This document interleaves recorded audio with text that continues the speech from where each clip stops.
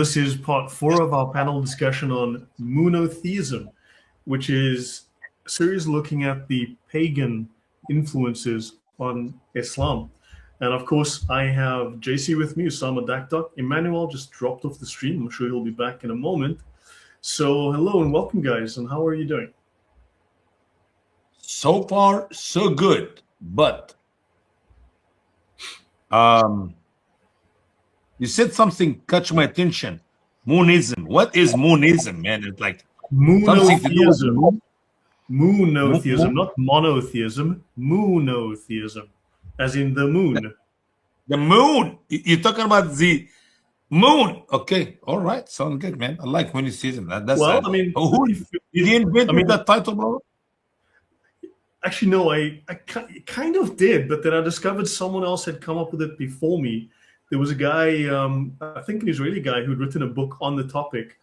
Oddly enough, I'm not the only guy. There was Robert Morey in 1980s who came up with the same idea, and then someone else had come up with the name before I did. So what can I say? Monotheism. Monotheism. Yeah, there was a guy that wrote the book. I actually emailed him and asked him to come on and talk about it, but I never heard back. But the premise was really simple.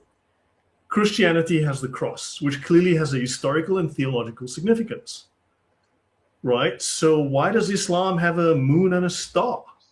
Clearly it must have some kind of historical and theological significance. I mean, if they were the banana religion, they'd have a banana, right? If they were the lollipop religion, they'd have a lollipop as their symbol. So I'm assuming, okay, they've got a moon and a star. They're either communist or they are into the moon and the stars. I think it's a very simple premise. Sounds good. Sounds good. And we're so far marching on to prove that in the previous 3 sessions. So I think your theory have enough foundation to build on. Yep. You were nodding your head there, Emmanuel? I just want to say I disagree with what this guy is saying here. Logan's warning. I very much disagree. I think the right approach would be just to expose the kind of things we're exposing, right? That's all. I think that's all you have to do, really. I mean, look, you don't have to fight or anything like. You don't have to be. You don't even have to fight on a political level. I think at least that's my sense. Because the social pressure ultimately converts into political pressure. Right, social sentiment ultimately becomes political sentiment, and someone is going to express that within the political realm. However, these Muslims have infiltrated politics, law enforcement, the judiciary, education, and we also need to then motivate at a grassroots level to expose them there and cut off the funding, expose the networks, all of these things. Yeah. And here's a fact, Brother Lloyd, it's not just infiltration, it is infiltration for the hope and for the purpose of invasion. I mean, you can always infiltrate others for good of you and them, but that's not the whole purpose. They're here to take over. They're here to invade. That's exactly what they are doing. So, they don't integrate; they dominate. Yeah, exactly. Did you see that the picture of the prayer rug scattered all over the 9/11 memorial in New York, covering the memorial? Never forget, right? Yeah, we talked about actually on our Saturday broadcast, and we talked about it on live TV broadcast in Channel 30 in Milwaukee last week, and we talked about it on Crosstalk nationwide. So I covered in 3 areas, and it is sickening. And they were planning to pray over the names of our dead men and women who were victim of the prayer of the Muslims. I mean, this is sick.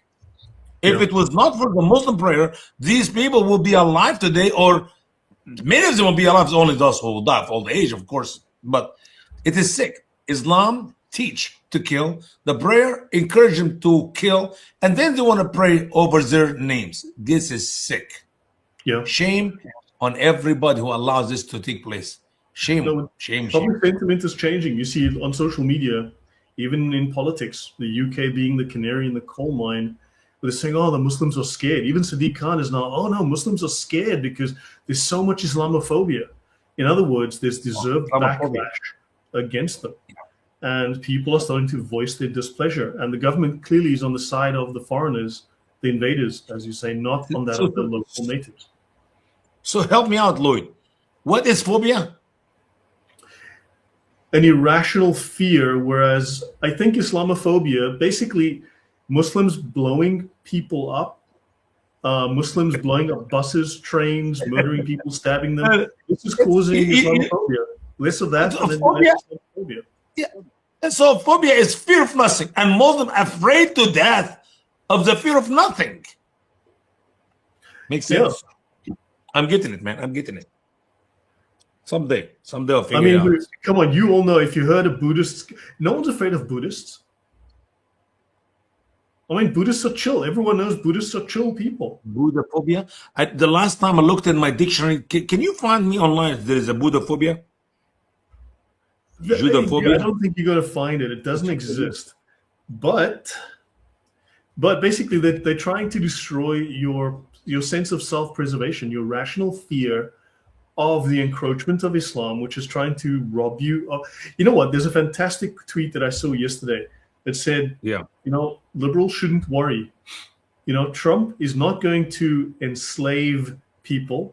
He's not going to be killing gays. He's not going to be taking rights away from women because Mr. Trump is not a Muslim. That's a good one. That's a very good one. But the Democrat will empower the Muslim to take over their party, to take over America, and somehow we'll have Islamophobia. Well, look, it's changing. I mean, look at what what's it? Nick Shelby, what has done? This exposure of the Somali fraud. Now he's been in Boston. Yeah, that guy. California. Young man. Nick Shirley. And I mean, basically, you're just seeing these people now as grifters, as thieves, as fraudsters, as conmen, and public sentiment is shifting. People are starting to demand justice, and they want repatriation. They want these people gone. And in fact, 73%, 83% of the U.S. population, liberal and Republican, conservative, want these people deported. Yeah, unbelievable. I kind of envy you guys because you can get away with saying things like that. Me as a German, I can't say it. They'll send a SWAT team to your door. I know. Yeah. Yep. But are you following Nick in California with the Somali in California as well? With the daycare fraud? Yeah, it's. I mean, it seems to me it's everywhere where are Muslim Somali. There are pirates in the sea, on the ocean, and there are pirates in America to drain our economy in the billions. In the billions. Man, this is sick. Yeah, but you know what? At some point, look, for instance, in the UK now, it is public policy by Rupert Lowe and Restore that these people will be stripped of their citizenship. Now, the Trump administration, sure, dragging its feet perhaps, but it has started to strip citizenship. And I think this snowball is going to grow bigger as it rolls downhill. And the idea is now in the public consciousness. So I think we will start to see people demand accountability. People are tired. And if they don't get it from the government, they're going to start doing it themselves. And they've been forced to. The media's been negligent. So citizen journalists are not going out and exposing these people as the frauds that they are. Mm-hmm. Mm-hmm. Yes, if they will not be... For me, just like in the Bible, it says, my people have been destroyed for the lack of knowledge. So what we're seeing now is that when something bad happens in the Muslim community, people before they were told, oh, well, these are the weird ones. They are not real Muslims. But people are now becoming more educated. And then they're seeing that in Sharia. They're finding that in the Quran, in the Hadith, in the history. And they're saying, no, I'm not buying it anymore. So as people learn these things more and more, they're pushing back. It's like, no, this is not just one guy acting out of his own volition. This is a guy who has been trained to do that from birth. So people are waking up. True. When last have you seen the excuse, that's not real Islam, that wasn't a real Muslim? I mean, that excuse has pretty much fallen by the wayside now because everybody knows the references. Yeah. And here's the fact, guys. When they talk about Islamophobia, when they talk about this have nothing to do with Islam, they are depending on one thing and one thing only, the ignorance of the people of the West. You just froze, Usama.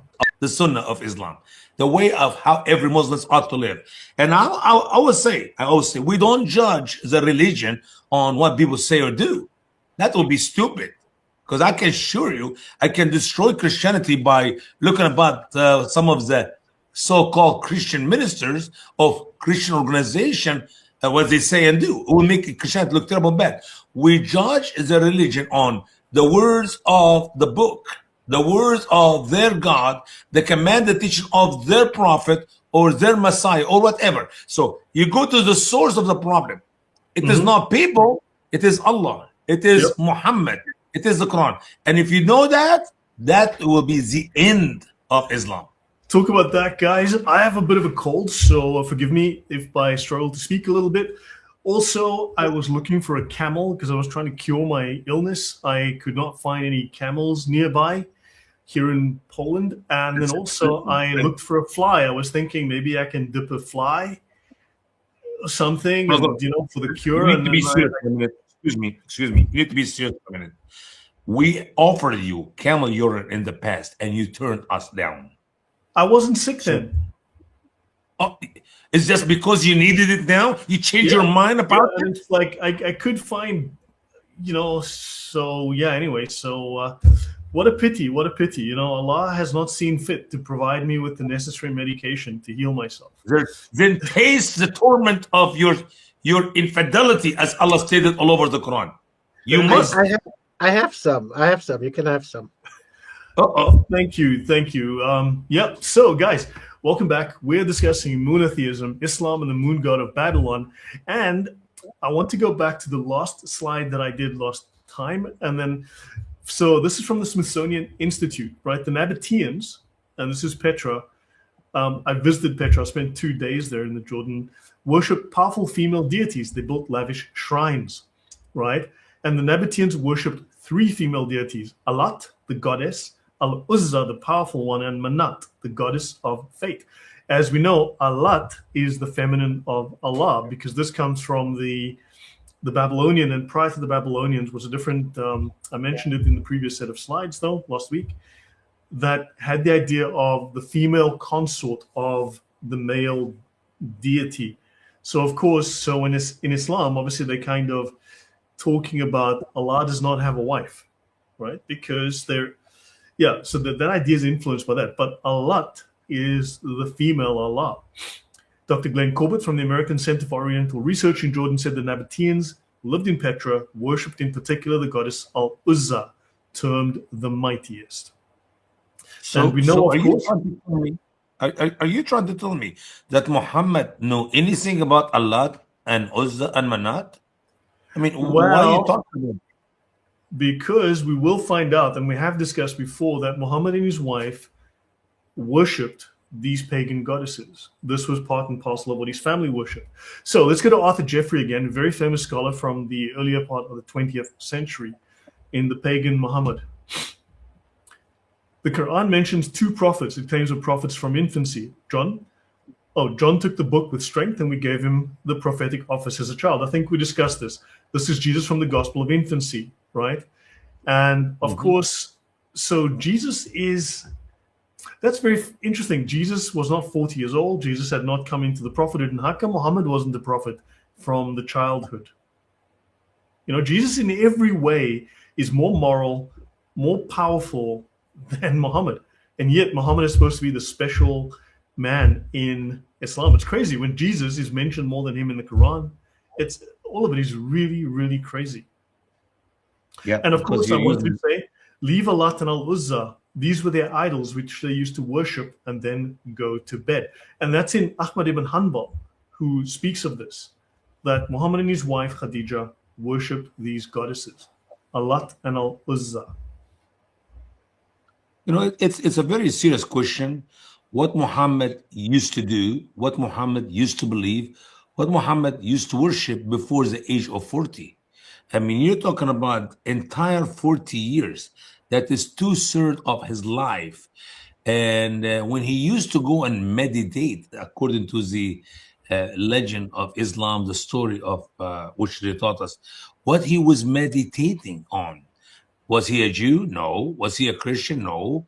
Anybody in his family is a Jew or a Christian? No. Neither his father nor his grandfather. So we have a problem. We struggle with this at least, say, 30 years from the age of 10, the age of understanding something about worship, as we see that is actually the age which is Sharia imply for beating the children if they don't pray, if they don't fast, if they don't do this and that of Islam.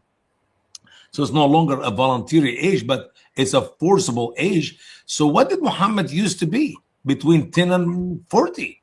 And I have a question. Muhammad is supposed to be sinless according to Muslims, but Allah has to forgive him multiple times of his sins. But also Allah only made him a prophet at the age of 40. So prior to that, he was not specially blessed. He did not lead a sinless life. And it says here, according to the Islamic sources, he was sacrificing goats, female goats, to Al-Uzza when he was following the religion of his family. Yeah. You know what? I'll be honest with you. I disagree with you, Brother Lloyd.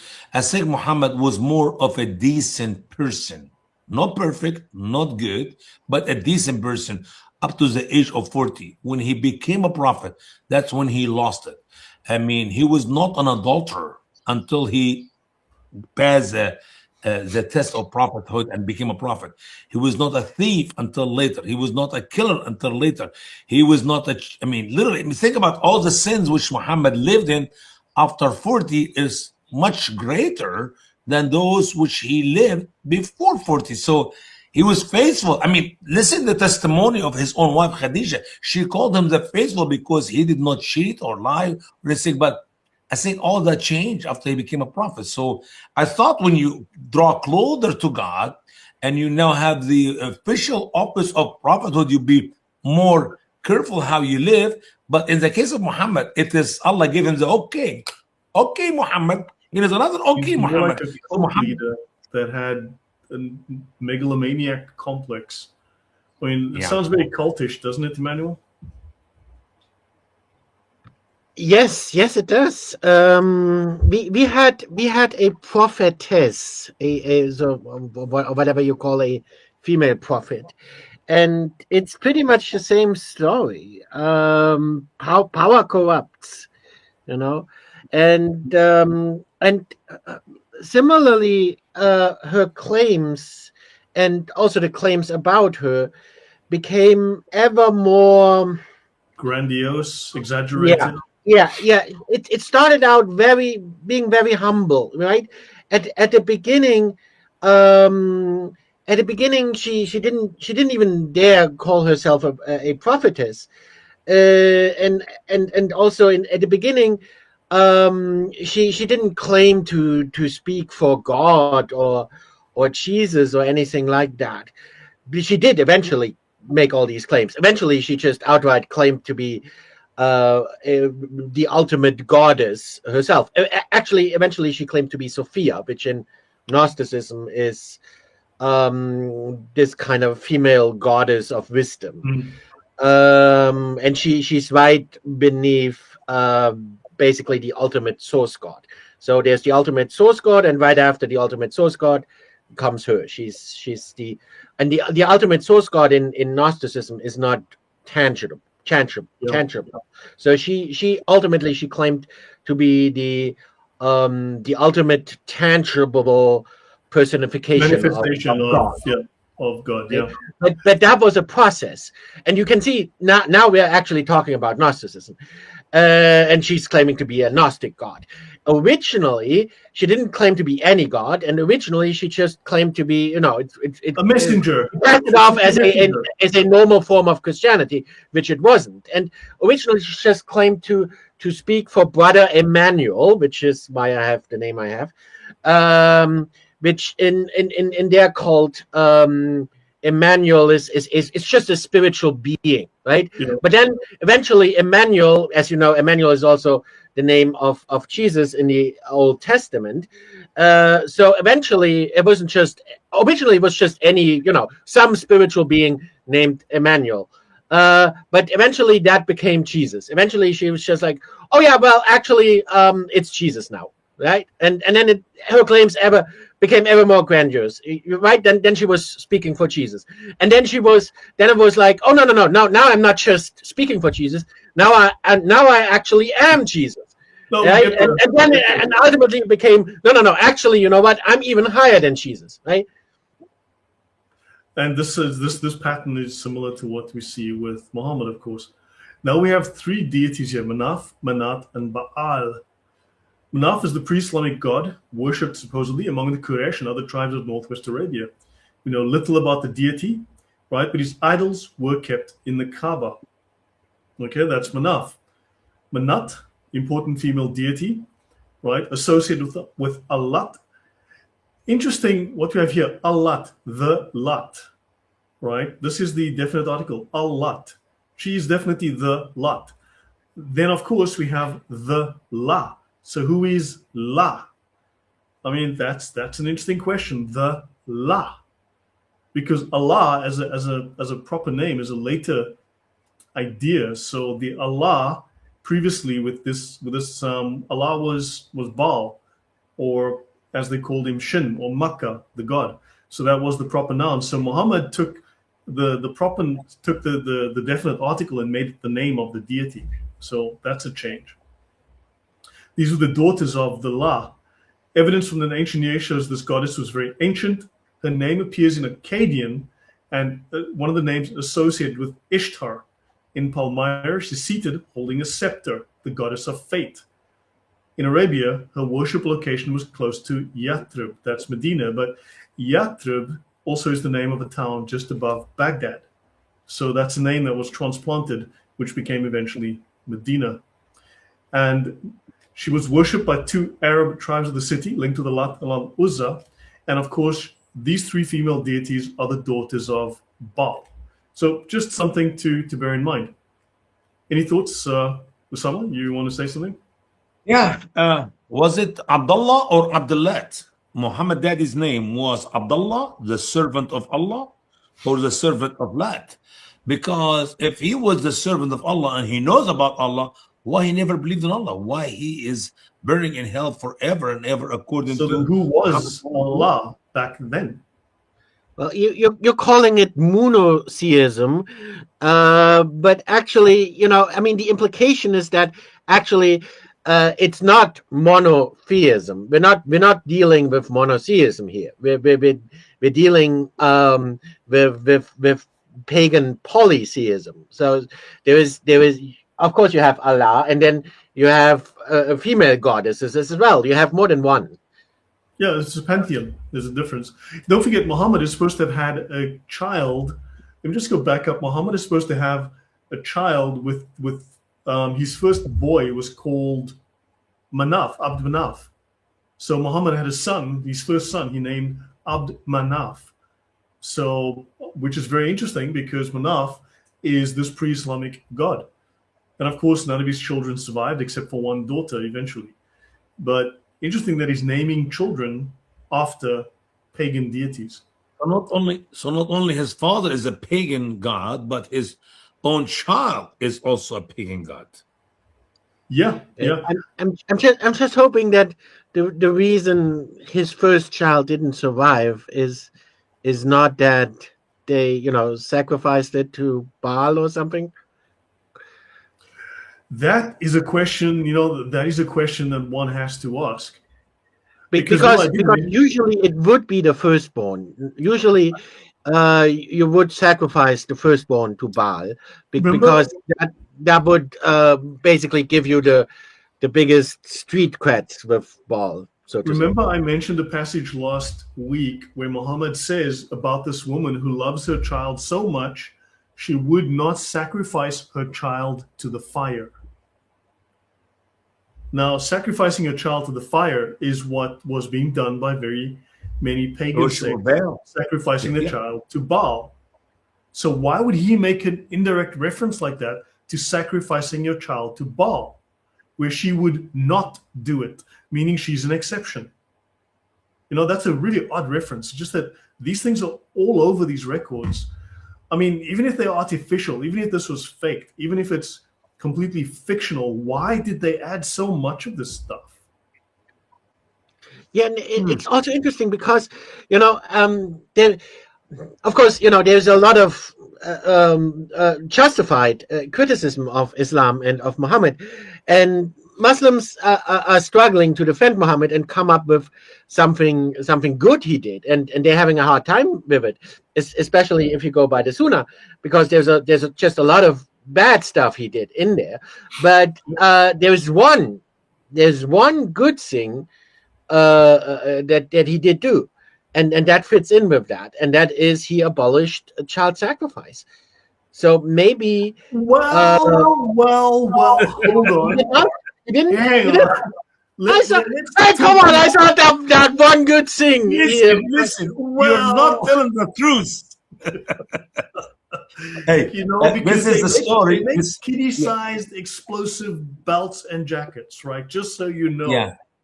Yeah. You're following the exaggeration of the Muslim in the West that Muhammad ended qatl al-atfal, the killing of the little baby girls.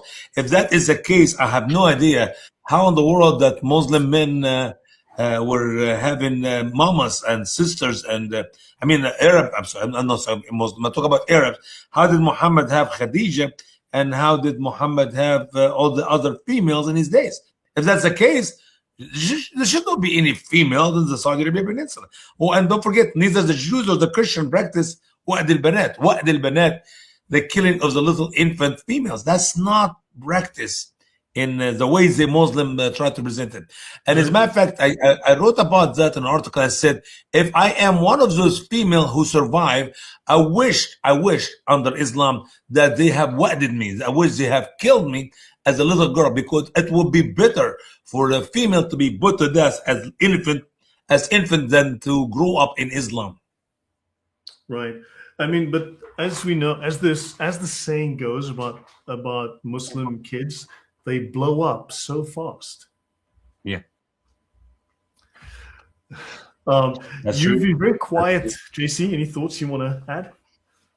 Yeah, what I'm thinking is, the more you guys speak, the more difficult the whole narrative appears, because imagine this. So this guy appears and he is in this environment where people have many different gods and they are sacrificing babies and doing all of this weird stuff. And then he says, but I am the last one. There is this thing that appeared in a cave and choked me, because angels famously do that.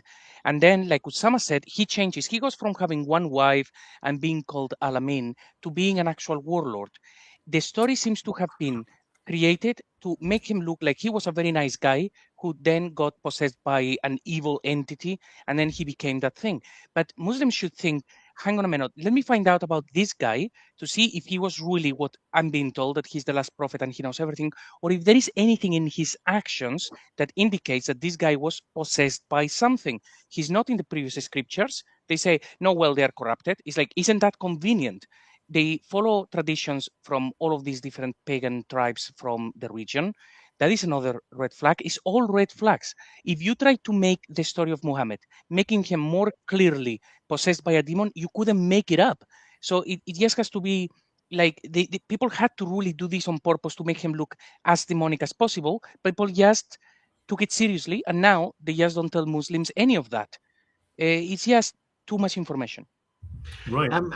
I'm kind of divided on that, and I think a lot of people are divided on that, because on the one hand, you have people who are saying, a lot of this is made up, and maybe Muhammad didn't even exist, and maybe he's a composite character, and maybe he is based on some previous prophets like Mani, but then you have people saying, no, this can't be, because the Sunnah talks about Muhammad in such a bad light that if it was made up, surely they would have made him look better. Don't forget, guys, the devil is involved in the picture.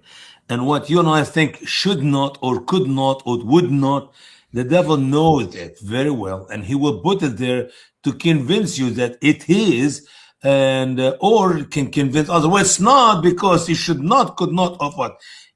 Deception of Allah, Satan, is beyond our measure beyond our capability of understanding that. So I heard the debate between different people on that topic, and of course they said, well, here is so much negative in Muhammad, this could not be made up. Yes, indeed, the devil make it up to the point that now you got 1.7 billion believe in it. We have no problem with it. So what? So what? Yeah. So, okay. So this is just a little bit of a map as a reminder. We have Bahrain up here. You've got Iran. Don't forget, a lot of the development of the Quran happened up here, right? In this part of the world. This was Babylon, also known as Iraq. Here you had Abraham came from this area, right? So you've got, and this featured very heavily as well. And here's Aksum. This is the area in Ethiopia that the first Hijrah went to. And of course, here you've got Najran and a place called Haram, Marib, Sana'a. This is Yemen, where also heavily, the Babylonian religion was heavily practiced here. These people moved north into Central Arabia here and took their Babylonian religion with them. And don't forget, Nabonidus came from here all the way down, settled up here, and he controlled this region. So he brought his Babylonian religion with him, just to give us some perspective. Aksum. Now, I just want to mention something that someone sent me today, so thank you for that. This is the Aksumite Codex Hypothesis, Origins of the Quranic Text, the Early Monotheist Community, and the Umayyad Construction of Islam by Alexander Lee Ignoble, and it was written last year. I'll just try and do it briefly. This is a revisionist account of Islamic origins, designated the Aksumite Codex Hypothesis. I started this series of talking about Aksum, Ethiopia, what we call Ethiopia today, right, as a place that was influential in Islam. And it looks like this idea is starting to gain traction. So it proceeds from 9 interlocking propositions, but it says that there are too many anomalies in the standard account, which the Standard Islamic Narrative cannot account for, right? And it says that Mecca, there is no archaeologically attested city of Mecca in the 7th century. Its first documented mention is in 741, and the first evidence in maps is only from 900, saying here it's a retrospective construction, not a historical origin point, right? And then, of course, Muslims were known as Hagarenes, Ishmaelites, Saracens, who did not identify as a religion separate from Christianity and Judaism until at least the year 700, right? And then, of course, the primary driver of the community movement to Aksum in the 7th century by Islamic chronological tradition was not tribal persecution by the Quraysh of a new religion, but the geopolitical catastrophe of Sassanid Persian imperial expansion. So this person is saying basically you had this invasion by the Sassanids, right, from Persia, from Iran, coming into this region, coming across into Oman and coming into this area. And so they escaped. So they've rewritten the narrative basically to say, well, we were persecuted by these guys and we went. So she's saying, no, this seems to be taking an actual historical event and then rewriting it to suit their own narratives. And it says that the Ge'ez language and the Ethiopian Orthodox Church heavily influenced Islam, which we do know. And she says they have an 81-book canon that treated as canonical various Gnostic and apocryphal texts, like the Infancy Gospel of Thomas, the Proto-Evangelium of James, the Ascension of Isaiah, the Book of Enoch, and so on, whose narratives appear in the Quran, known apocryphal Gospels. And the canonical Gospels were not available in Arabic until the 9th century. Your thoughts on that? Here's the deal. The narrative of Islam 641 AD, that's when Muhammad was 600, actually 23, that's when he moved from Mecca to Medina. But the existence of Mecca he was born 570 AD, and it's actually, they're telling us at that time, 570 AD, Mecca was a famous location, very important strategic city, which means you should have some reference to it. Go a good 100, 200 years before that. We don't have any record of Mecca as an existing city, imported or not, in the 4th, 5th century, 6th century. That's a problem.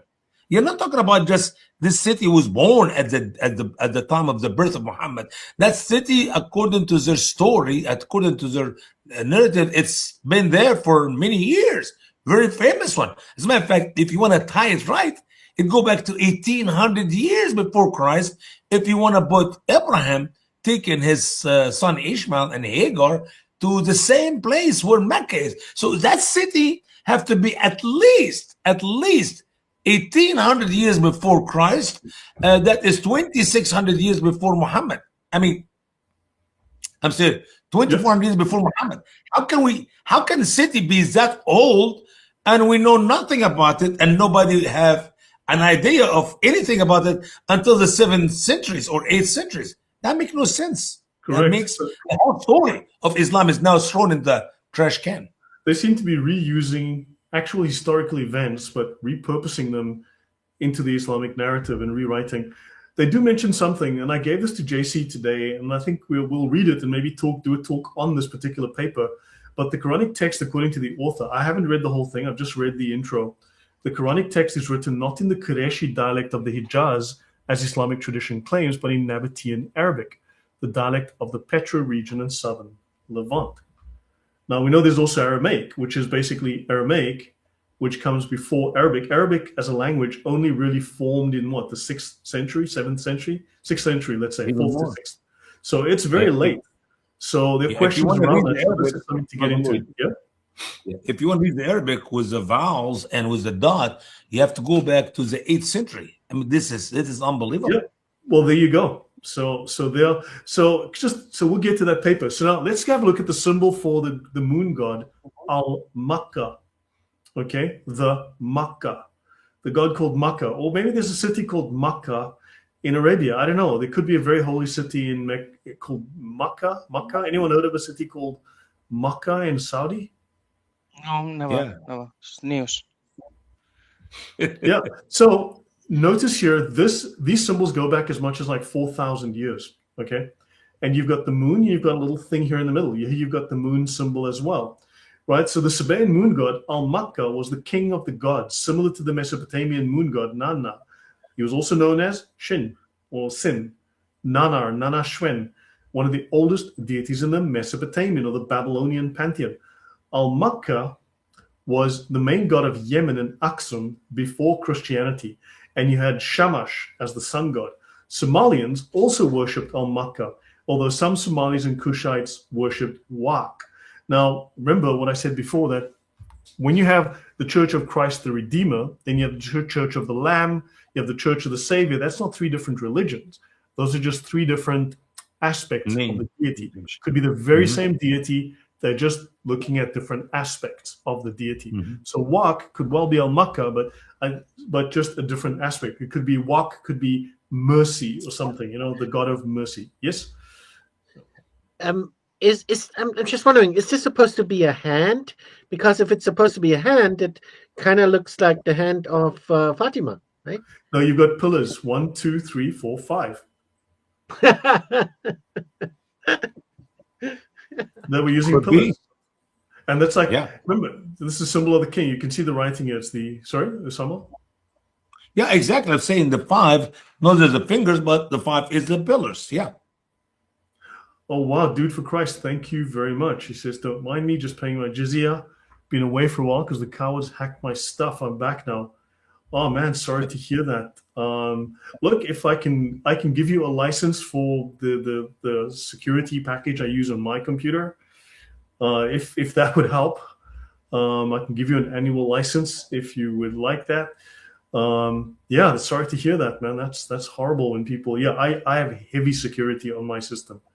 I have crazy security. Which I have now. Listen, I have now. Thanks for I bought Usama security for his computer as well because just so you guys know, I get regular attempts to hack into my phone and my email. I have my securities like, do you want to authorize this account, this login to your account? Do you want to authorize this? Sometimes I get it like 10 times a day. It's like crazy. Yeah. So welcome. Dude for Christ, reach out to me. Find it's very easy to Google my email. Just look for my name and my email. Send me an email. I will send you a license key. I think I have one still left, so I will sort you out. But thank you for the donation. Really kind. Okay, Nabonidus, the temple of Shin and Nana. So Nabonidus glorified the god Shin. His son was Belshazzar. We know him from the book of Daniel, with the writing on the wall. Now, he was 10 years in Tamas, Saudi Arabia.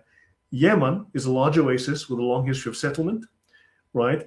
This is at a point where the trade route between Medina and Duma begins to cross the desert. It's just north of Medina, and it was a center of moon worship because Nabonidus brought the Babylonian pantheon with him, and he was the son-in-law of King Nebuchadnezzar. Isn't that odd? Who's mentioned in the Bible? His mother was the high priestess of Shin in Haran. His daughter was at Ur. Ur is where supposedly Abraham was.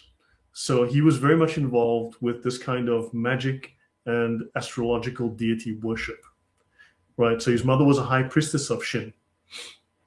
Abraham's origin is in Ur, in Genesis 11:28, in Haran, right? Now, understand that until the 1930s, I'm not going to go into long depth on this, but until the 1930s, it was commonly understood that the Ur that is referred to, because there are at least 5 or 6 Urs that are known in history, right, from archaeologists. There are a number of places with that name, and it was understood to be a place in the northern Syria, Turkey area. That was the common understanding until a very famous archaeologist, British archaeologist, with ties to the king and so on, he uncovered the city of Ur, what he called Ur in Iraq, and then he insisted this was the city, and then everyone went with him because he was so influential. But it conflicts with the geography of the Bible, saying that, of course, I think it was Abraham did not have to cross the river or something of that type. I've discussed it in the past. Can't remember all the details right now. But so there's a city called Ur up north, which would much better fit the route that Abraham and his father took on the way into Canaan. So the word Yathrib appears in an inscription found in Haran, belonging to the Babylonian king Nabonidus. Yathrib was the name of Medina. And Yathrib is also a city found just north of Baghdad. So now you have these connections. Any thoughts from you, JC, on that? No, that seems to make sense to me. All good. Any thoughts, Usama? I see you nodding your head, going. Yeah, well, the Yathrib. Yathrib is the original name for the city of Medina. Okay, and now you tell me there's another Yathrib in Iraq. Yeah, just north of Baghdad, about 20 k's outside of Baghdad. Yeah. How big is this in Baghdad? I know it's a town that's been there since forever. So you know this for a fact, huh? Well, I mean, look, remember you've been on with Odon, right? Odon showed us there's cities that are in Saudi Arabia, which they claim are historical cities, which are named after cities in Syria and in Iraq. So, I mean, they transplanted those place names, stuck them in Saudi Arabia, and now they're there. But these places existed before Islam in Syria, in Iraq, in all these places where they're referencing all these gods and all of these people and so on that come from them. I wish we can have sometime a Muslim man who have logic or common sense to come and I want to hear their side. I mean, literally, I feel like if we have a Muslim person who have a little bit common sense, I don't want some guy who's so sharp. Just somebody we can carry conversation and ask him to explain this to us. This is a very important fact, Lloyd, and we're using it and we talk about lightly, like, oh well, here we go. Yeah, it's just no one is gonna do that. I mean, you guys know that no one is gonna do that. That's not how they defend Islam. They can't really argue. That's not how that works. It's not by logical argumentation. That's not how Islam is spread. Islam is spread using force, using violence, because that's the only way you can spread it. If you can't have a logical discussion, and you can't have a logical discussion. I mean, it would be great if you could, but no one is gonna do that. If I may, just like actually Lloyd read earlier, like there is no evidence of Mecca until the 8th century. It's like Muslims could just step in and prove that that claim is wrong, just show it, but they don't even do that. I mean, Jay Smith has been asking for that proof for decades now. They don't engage in that. They don't try. They don't have that proof. The imams will tell them, don't engage in this sort of things. They are nonsense. They are not interested, like you said, Emmanuel, to providing the proof. So we now realize that what we have to do is keep digging. We cannot just sit in one piece of evidence and say, prove it, prove it, prove it, because 99.9% of Muslims are never going to hear about that claim. So it's about just getting as many answers as possible and make it a snowball, educating the non-Muslims so that they can refute claims. Muslims, they have been told not to listen. Yeah, exactly. I mean, they've poisoned the well in advance. And like CP says, an honest Muslim is an ex-Muslim. And just so you know, this is the area where the Babylonian religion was very powerful, very influential, but also south. In fact, there's a theory that I was reading in one of the papers. We'll probably get to it towards the end. But people were saying that while the Babylonian pantheon was obviously big in Iraq, in this area here in Mesopotamia, this crescent that we see, right? And clearly the Yemenis and also those in Ethiopia, Aksum in East Africa, North and East Africa, were following the same pantheon, the same religion. One archaeologist was saying, in his mind, it actually started in Yemen, and the Yemenis took it up the coast here to Babylon, not the other way around. So it went from Yemen up here into Babylon. It became the established religion in Babylon, and then it came back down with Nabonidus. I go the other way better, to be honest with you, because think about the Babylonians existed for hundreds of years. That's the oldest civilization before the Egyptian. These are the only two oldest civilization. And Abraham brought Sheba in Yemen from his wife Keturah, and that is the beginning of Yemen. So the Arab of Yemen are the descendant of Keturah and Abraham, but Babylonian was there for hundreds of years before Abraham was. No, fair enough. Okay, so good point there. So Nabonidus, 556 to 539 BC, last king of Babylon, of the Sumerian and Mesopotamian cultures, related to Nebuchadnezzar, childhood in Sabian Haran. That's, again, where Abraham came from. Abraham's grandfather was called Haran, a major site of worship for the moon god Shin. He was called the first archaeologist, apparently. He rearranged the Babylonian pantheon of gods. Okay, he preferred Marduk at one point, right? He's pictured on an engraving in Saudi Arabia. Saudi Arabia, odd. He's on an engraving. The Babylonian king, the last king of Babylon, is pictured on an engraving in Saudi Arabia. Let me just move this over. Excuse me. Let me just bring this back. Isn't that odd? I mean, you'd think he'd be pictured on an engraving in Babylon. But here he is wearing a wizard's cap with his staff and robe. And here you see the moon symbol. You also see the sort of, Isis wings or Osiris symbol, the Egyptian symbol, clearly influenced them. And here you see, do you know of a word in Arabic that uses this letter, Osama? I don't know. I cannot see it. This is the snake, but think of the name for Allah. Isn't there kind of a vague similarity there? The last portion of Allah, Lam He. So that is the word. That's the word Leh. What did you say, Usama? Lam He. The word Leh. Leh. No. The big lay in the right is Lam, and the circle on the left is a letter He. So it is Leh. Easy Arabic, easy. Okay, that's fascinating. So now I think Jason? what you will find is that this guy here in this drawing was a prophet of Allah. Mashallah. So he lived in Tama in Saudi Arabia for 10 years. I mean, that's a really...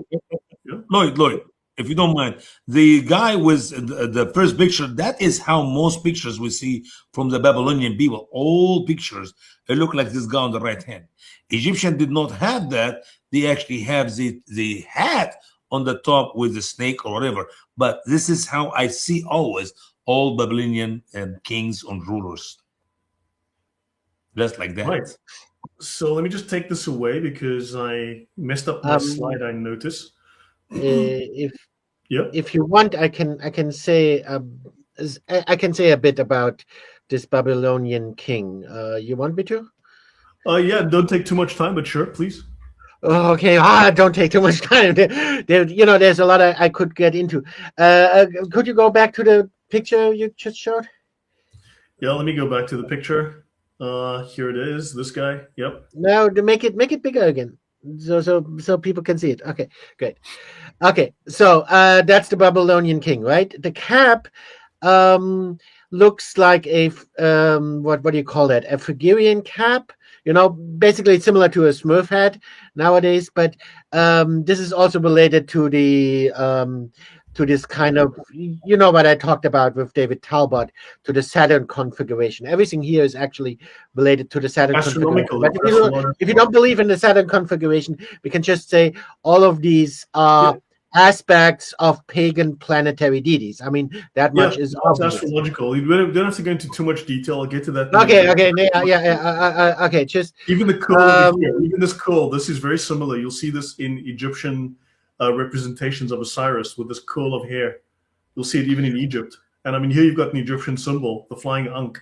I think it's called. Okay. So I could get more into these symbols are all very significant, and I could get more into this. And of course, they all also relate to Islam. I mean, you can already kind of see that, right? And you guys started to talk about that. I could talk more about that, but okay, I'm not going to go into that because that would take too long. So, but what I do want to say is, last time we did the stream, I think it was Lloyd. You mentioned Isaiah.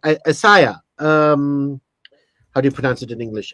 Isaiah, right? Isaiah, and especially Isaiah 14, right? Where it talks, where actually it talks about Lucifer, the morning star. But people get that confused. People nowadays think, oh, Lucifer is the devil. No, not in Isaiah 14. In Isaiah 14, Lucifer is actually referring to a Babylonian king, right? Like the kind of king we see here, right? Maybe that's who it is referring to. And the reason he is called a morning star is you can see that in the symbolism as well. A lot of these symbols are symbols for the morning star, planetary constellations and stuff like that. And as you know, the morning star is not a star. The morning star is a planet, right?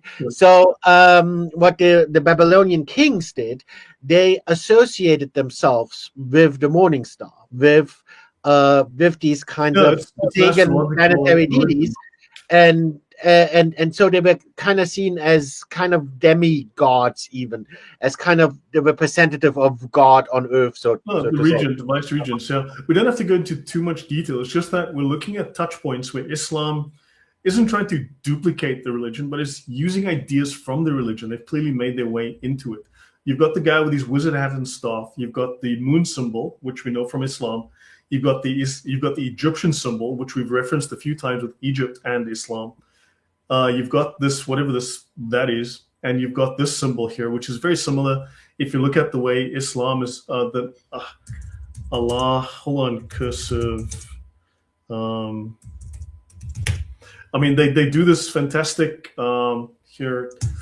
I mean, just to go here, if you look at the way that they tend to show off the name of Allah, it's just, you see this one aspect. It's just, there's some kind of similarity to me in terms of the way that this works. Look at this here, and then you can look at the last letter, the way they do it here. There's just something to it. I mean, Osama, would I be correct with that? There's just, there seems to be this overlap, to me at least. There's just my perspective on this would be that, like I said, this is based on the morning star.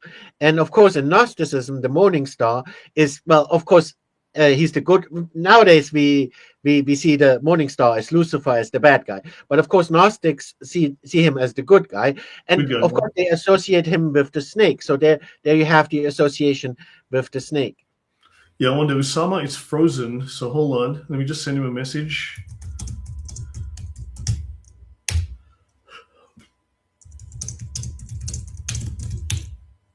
I just sent to Sama a message. Let's hope he gets that. But notice the crescent moon flags in the region are all traced to the moon god Shin. The crescent flag is the crescent flag symbols, as I've shown previously, not on this episode, but are very common to Islamic countries with having crescent moons. And this moon design is all traceable back to the god Shin, right? And notice there's a trinity of gods. Usama is frozen, so let's hope he can come back. Any thoughts from you, JC, before I go on? But notice you've got the star, the moon, and the sun. You've got three gods. So these are, again, symbolic. And two of them are part of the symbolism of Islam. Yeah, to a degree, well, on the previous picture. Here's the moon, yeah? That what Emmanuel said, yeah, that final thing, although I can see where you're coming from, that it looks like Lach, but it also looks like a snake quite a bit. It does look like a snake, but then people have been saying the name of Allah looks like a snake anyway. And the thing with these astronomical symbols, well, the people from the Nabatean region and stuff, the people who were going through the desert, these people were pretty much geniuses. They could traverse the desert, which nobody could, just by looking at the stars. They were phenomenal. So obviously they had a lot of stuff to do with that, just for their own trade. So it doesn't surprise me that if they were worshipping these thousands of years ago, they just carried on until this day, pretty much. Laudate makes a very good point. Islam is trying to go back to the original religion of Abraham, right? But it doesn't have enough information to do so. So they mix it with the prevailing Abrahamic milieu and the foundations of the Quran, like modern neo-pagans with Samhain. Exactly. They're not following true paganism as it was then, because who knows how it was. But they're doing their reimagined version of it.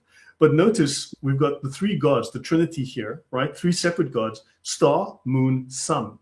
Right? And two of these are now part of the Islamic symbol for their religion. And notice star and moon right here, still part of the Babylonian. So these ideas carry through, and several of the Islamic countries have these symbols on their flags.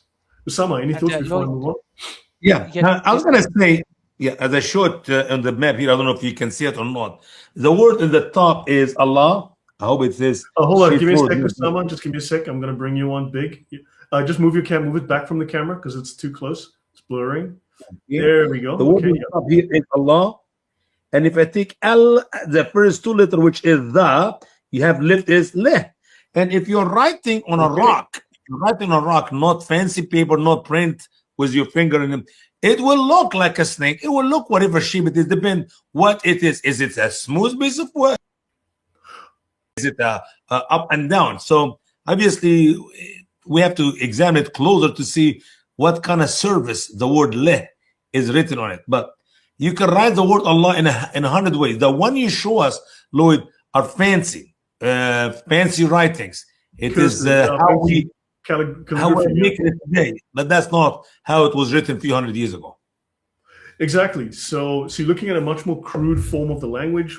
Also, these are like a little bit primitive people carving it on a rock, right? But you seem to have some sort of reference to the La here, right? And then, of course, you've got all of the symbolism and you have the winged, feathered sun disk, Shamash, the god of justice and morality, the seven-pointed star, Ishtar, the goddess of sex, love, and war.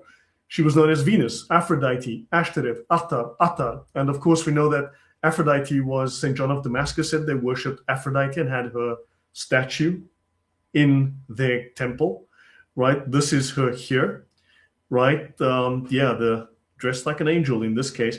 But notice you've got also the symbol of the Ankh, again, the Egyptian symbolism.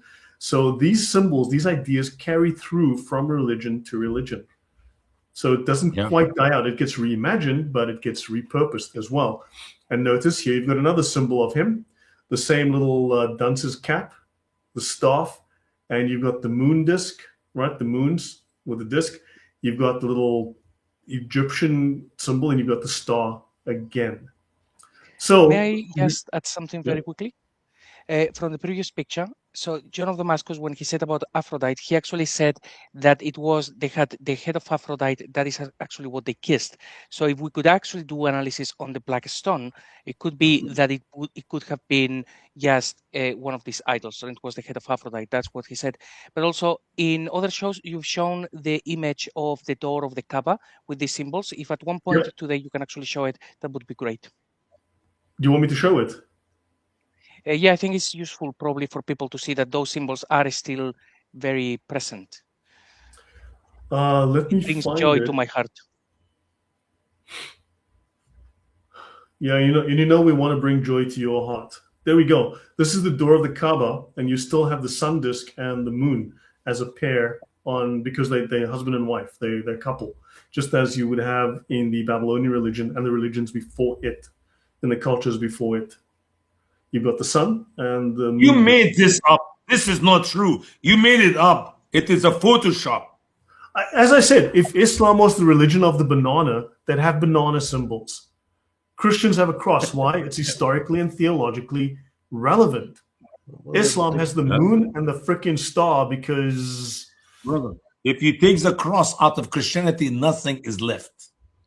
The crescent kind of looks like a banana. But you know, I feel this is a very, very nice door. I mean, no reason to be ashamed of it. It's like, if I was a Muslim, I would be proud of it. I would be like, oh, look, what a nice door. You know? Yeah, this is the previous door, and this is the new one with gold layers on it, gold leaf on it. So, yeah, but I mean, it's just odd that they maintain the symbolism. The sun here. What happened to the old door? Say again? What happened to the old door? I think this is the 12th or 16th door. I think they've had like 12 or 16 doors, and this is like, they keep changing it every few years. Maybe actually you can find one of the old doors in the Epstein Island. It's possible. I was going to ask, did they send it with the rugs, the covering of the Kaaba to Epstein, or maybe just my thoughts? I have no idea. Welcome, London man. You are welcome to restream any of my shows or any of our shows to your community. I know you said you'd like to come on. It's not really an open panel. I don't know you as yet. I mean, so, but how about you get in touch with me? My About page has an email alias you can use, or you can just Google my name, Lloyd de Jong, and find me, send me an email. Let's chat, and then we can always talk about having you contribute, if you'd like, in one of the upcoming shows. So yeah, but look, if you'd like to add anything into the chat, I'm not necessarily dissecting everything in detail. I'm just presenting these constant overlaps of Islam and the Islamic narrative, the Islamic seerah, the hadiths, and so on, with these constant symbolism from former pagan religions. And it's just you can't miss it. They're just everywhere. So Anunit was an Assyrian or Chaldean, that would be, from Iraq, Chaldean goddess worshipped by early kings. She's supposed to have resembled the Venus of the Greeks. She was a star by which was identified by the Assyrians with the goddess Ishtar, the daughter of the moon god Shin. Okay, then Cyrus. This is an account given by Nabonidus of his restoration of the temple of the moon god at Haran, and of the temples of the sun god and of Anunit at Sepharvaim. So he brought this religion with him, this whole astrological religion. And Sepharvaim was Adram Malik. So then you're going to get back to Molech. Yes. Here you can see again all this symbolism is actually related, like I said, to the morning star, Lucifer in Latin, and Venus again, the morning star, right? So these ancient pagans were worshipping the morning star, and that's what you see with the star and crescent. That represents the morning star. All right. Yeah. So, but just the idea is that there's just so much overlap, and you just find these constant connections with these pagan deities, with these astrological symbols, astrological religion. But I'll get into that as I get into the archaeology towards the end again. We'll talk. So Tamar's influence. Now, this is where Nabonidus settled, right? When he left Babylon, he settled for 10 years in Tamar, right? And Tamar's position, they are forced to stimulate the other town states. They had little town states, or little small kingdoms, of the Oases of Arabia to partake to some degree in the civilizations of the surrounding countries, right? While trying to preserve or reestablish their independence. Now, that is in the Encyclopedia of Islam, Volume 1, page 883. It says that the religions around Arabia would have influenced the religion in Arabia, and they would have borrowed little bits and pieces to make their own religion. And it says that different scripts were used and developed. Even the clansmen of the nomadic tribes knew how to write. Now, it's interesting. If you go through the archaeology of Arabia prior to Muhammad, right, there is graffiti, there are drawings, there are documents. The Yemenis were prolific writers. They were traders, and as tradesmen, as salesmen who traveled with their boats and their camels and donkeys all up and down the coast and all through the mountains to trade as far away as Turkey and India and Africa, even with the Romans and the Byzantine Empire and others, and Spain and Greece potentially, they wrote things down. So writing was rife in multiple languages all across Arabia. And then Muhammad comes, and there's no writing for 200 years. So for thousands of years before Muhammad, there was writing. And then when Muhammad arrived, suddenly, nothing. Isn't that just convenient? Even though you have to understand now that Muhammad claims in the Quran that, the language of Islam is the language of the God, it's the language of Abraham, it is the Arabic. So how in the world they were talking Arabic, writing Arabic for all these hundreds of years, and even for Muhammad to come with the final religion, with the final Quran, which was not written for another 160, 170, whatever years, something is not adding here. We're missing few zeros, Yeah. London Man says something very interesting. He says that it's a concave system. The moon is inside the Earth, and the universe is inside the moon. Now, I mean, certainly, I know once you get to these ideas, they can be pretty bizarre.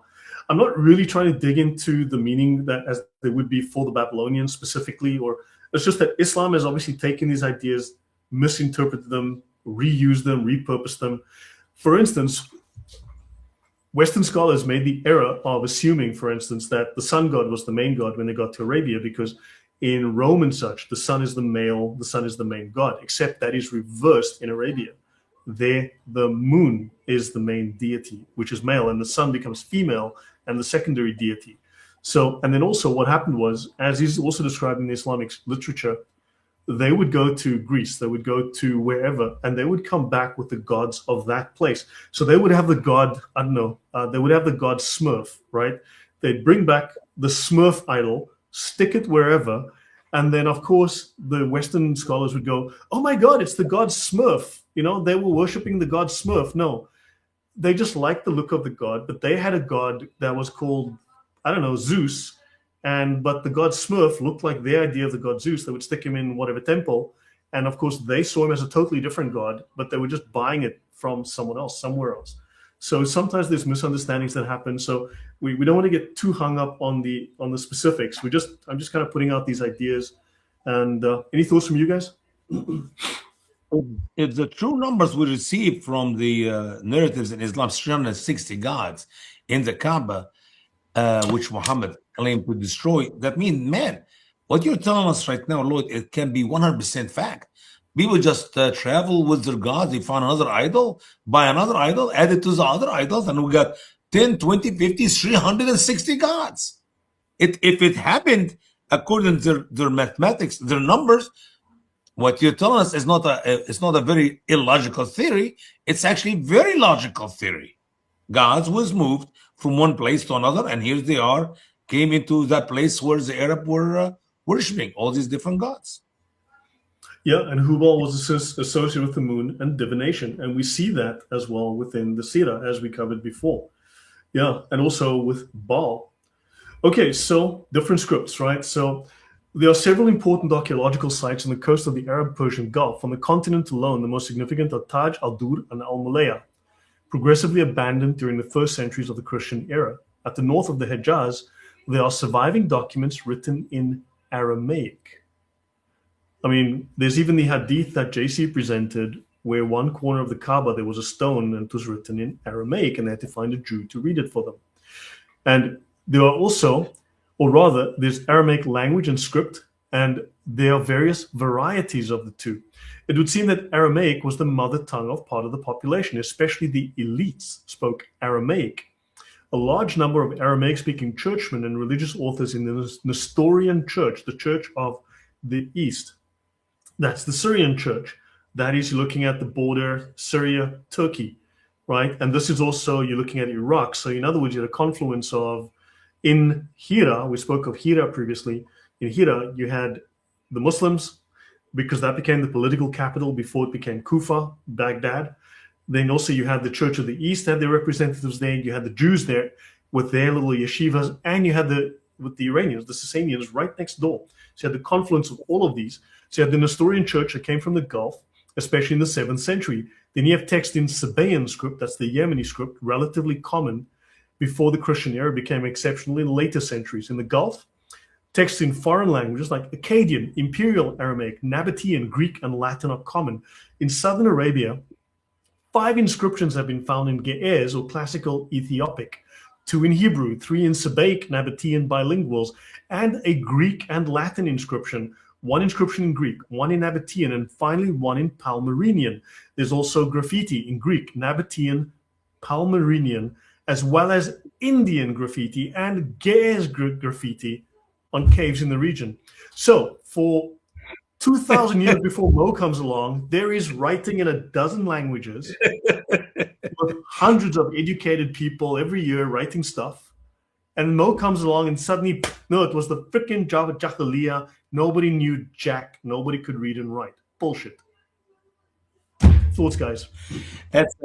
It's amazing, Lloyd. If we did not have any of these graffitis, any of these writings of any of these languages, it will make sense. You know, the writings was not that famous in such land, in such time. That's why it took time for the Quran to come out, 150 or whatever, 200 years after Muhammad. But having all these languages inside the Saudi Arabia, in the southern Saudi Arabia, the most important holy thing for them is the Quran. You should have the Quran in thousands and thousands of locations, if not full Quran, portion of the Quran, as Muslims use it as a blessing. Yeah.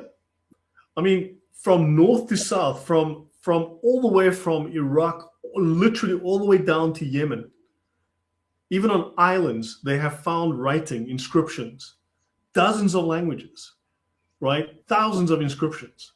But not any portion the holiest, most advanced city in Islam, and there's exactly 0.0 writing. Makes no sense. Yeah. 0.0. That's an amazing number. That's a huge number. Yeah, true. It's too many zeros. I mean, it's nothing. It should be blank. Yeah. JC, your thoughts on that? Yeah, well, just looking at the Quran, you've shown the languages that were used, the words that were identified, and it is mostly, well, Arabic and also, well, the foreign words, Aramaic. And even Gabriel Reynolds has said the same thing. The people who wrote the Quran, they were certainly bilingual, at the very least. They obviously had other influences, but this was a given. The one thing that I found really odd is that when we look at the archaeology, we have all of this information, but like you said, when it comes to Arabic and about the things that we're interested in, they are not there. And Muslims, they have a reputation for destroying anything that is not convenient. So I reckon that it is more likely that there were a lot of things written in different areas showing what was happening with Islam, calling Jesus God and these sort of things in Arabic. And all of those things, they were destroyed because, it must have happened that way. I mean, look, there's a London man who says he's knowledgeable on the subject. Should I invite him up for a minute or two just to introduce himself and say something? Just for a couple of minutes, so London man, tell you what, I'm going to drop the link in the chat. I'm just going to give you a couple of minutes to introduce yourself, and maybe if you have any thoughts you'd like to add, because I'm already in the flow, but I'll give you a moment to come up. I'll drop this in the chat, and you can come up, say hello, and add any thoughts that you would like to add for a minute I think or actually, two. by the way, we should have said the name or the tag is London man, so I guess that means he's a Muslim. I have no idea. No, I don't think so. No, it doesn't seem to be. So now it's just crazy that you've got all of this archaeology that proves pre-Islam there was huge amounts of education. That the Yemenis were traders. We know that they took camels and they went through the desert. We know for a fact that they had cities. We know that they had temples. We know that they had records that they kept of. Now, Muhammad was also a trader. Muhammad also took camels all the way to Syria and all the way to wherever the heck they claim he went. Do we have a single surviving written record of his? No, we don't. And we know from the days of Solomon, that's 1,000 years before Christ, that the Queen of Sheba traveled all the way from Yemen to Jerusalem. So we have biblical record of people traveling from the east, from the south to the north, and that is 100% a fact. So it's not just the story about the traveling, the north and the south, 2 trips of every summer and winter for merchandise, but also we got the biblical record to prove it. Yep, and you've got archaeology that proves. Now, these people were around as much as 2,000-3,000 years before Islam, and we've got records of them today, written records. But of course, for Muhammad, like nothing. Isn't that weird? Just so convenient. I know why. I know why, Lloyd. You want to hear it? Lloyd. Tell me. It's very simple. Allah leads astray whom he will, and he guides whom he will. And Allah made it just to look like that, for people like us to be led astray and will never accept the truth of the word of Allah, of the Quran, or the Prophet Muhammad. That's what is the wisdom of Allah. See? Yeah, let me just finish this. So in the early polytheistic period, the Hadrami pantheon shows a close similarity to other South Arabian areas dominated by the astral triad of moon, sun, and Venus star, except that the moon god in Hadramaut bore the distinctive name Shin, borrowed from the Babylonian religion. In fact, he's commonly referred to as Sin of Ilm, and it has been conjectured that the latter term is the name of the principal shrine of this deity. So, KJV Research, hello? Mic check. We can hear you just fine. Yeah, I'll give you a minute or two. Just quickly introduce yourself and tell me if you have any thoughts, anything. And then later on, we can talk and see if we'd like to add you just to, add to the discussion in the future. Thank you. Good evening or good afternoon, wherever you are in the world, first of all. I'm from London, as you can tell by the name. London man, it's in the name. But this is a brilliant topic with the moon, right? Not many people speak about the moon. When they speak about the moon, they only speak about it from a standard academic point, right? The things that we've been taught in school and these nature. But when you do some more research, the story becomes very wild, right? Through my research, it seems like the moon plays a bigger part than what we've been told. I think we are. Go on. Sorry, I think we are actually a part of the moon, meaning as above, so below. When you see the moon in the sky, it's a reflection of ourselves. That would be a Gnostic view, which is not something we're really discussing here so much. Because do you have anything relevant to add to this topic? Was there anything you wanted to add that would shed some light on this particular topic? Okay, well, you guys were talking about the influence of Islam, and clearly it's a moon-based culture, right? It's a moon-based culture, and they try to hide it by hiding the mother, right? They hid the mother to hide the moon culture. And the further you go back in Islam, everything is pointing to the mother and the moon. And they're trying to hide it by hiding the mother and the woman itself. The Sufis do claim, from what I've read, the Sufis do make, and these are the highest scholars in Islam, the most highly qualified, that Allah internally is female. He has an external and an internal aspect. Male externally, female internally. Yes, well, that is a good point you make, because some people, I've heard a few people say this, and a few scholars say that the moon actually plays both attributes, mother and father, in a sense, right? It's got two. Sorry, what's that?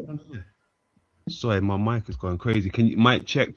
Can you hear me? Yeah, we can hear you fine. Yeah, just let us know. Thank you. Yes, some people believe that the moon has two attributes to it, feminine and, you know, non-feminine.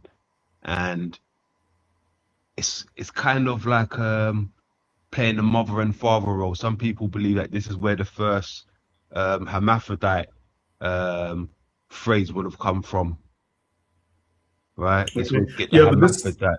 this kind of off the topic for us on this, though. I'm not sure if it. London Man, what we discussed here is the connections of Islam, or rather where they took their influences from. Are you aware of the connections of Islam or this history of Islam, or is your interest about the moon as a thing as opposed to the connections As an with occult the issue history? and so on, yeah. Okay, well, I mean, I probably don't have much connection to Islam as much as you guys, but my main interest is in the moon itself. But studying the moon, I find out that Islam is a big influence, or the moon is a big influence to Islam. No, I mean that's exactly what this whole series is about. I mean, we're on for the 4th episode here, and this much is true. I mean, it's the actual, literally, it's the thing they put on top of their mosques. They put a symbol of the moon, and it's a god in ancient Arabia. You know, it's called the Hilal.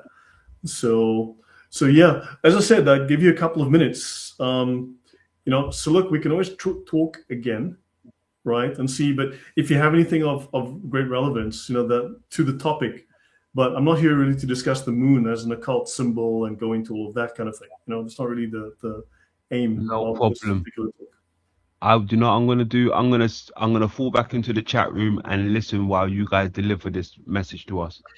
Okay. Well, thanks for stopping by then. London Man, just before you go, I just want to ask you. So you are a Gnostic. You consider yourself a Gnostic? Correct. Oh, okay. So that's interesting because I'm an ex-Gnostic, so to say. Okay. So, but it's interesting to be able to talk to a current Gnostic. That's very interesting. But yeah, it's not the topic right now. So yeah. Yes, I agree. Thank you for letting me on to you know, say a few words. I appreciate that a lot. I will be listening now in the chat room, and I will contribute in the chat room. Okay. No, thank you. Thank you Cheers, then for coming guys. on. Thank you. Take care. Okay, so interestingly, one thing, okay, the moon god from Hadramaut, that's Yemen, right, bore the distinctive name Shin, borrowed from the Babylonian religion. He is commonly referred to as the sin of Ilm. Now remember, I mentioned that the root of Islam is the letters SLM. We know it for Shalom.